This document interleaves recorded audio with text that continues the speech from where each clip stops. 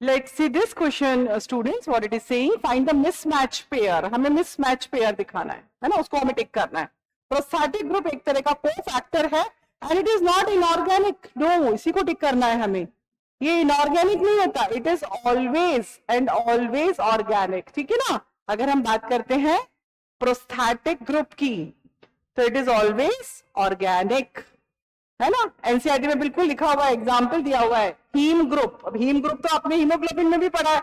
तो जो haem group है वो पाया जाता है किसके अंदर? Enzyme peroxidase.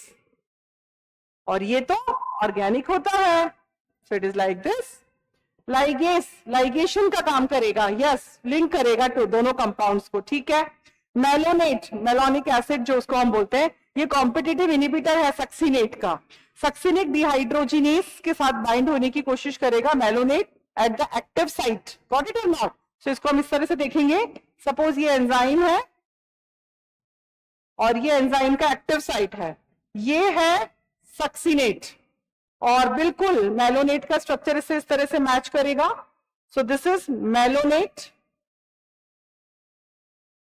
Malonic acid, and यहां पर मैं लिख देती हूं सक्सिनेट, है ना. And this is what? This is enzyme succinic dehydrogenase और ये उसका क्या है? Active site. तो बिल्कुल ये मेलोनेट जो है, it does not allow succinate to bind with succinic dehydrogenase. ये खुद जाकर के यहां पर बाइंड हो जाता है. तो ये इसका कॉम्पिटिटिव इनिबिटर कहलाता है and does not allow the reaction to take place. Ribozyme की अगर हम बात करते हैं तो नॉन प्रोटीनिशियस एंजाइम है. Most of the enzymes are protein in nature, but जो ribozyme है, it is what type of nature it is having? It is RNA in nature. Got it or not? तो ये भी बिल्कुल ठीक है, ये भी ठीक है. तो क्या ठीक नहीं है?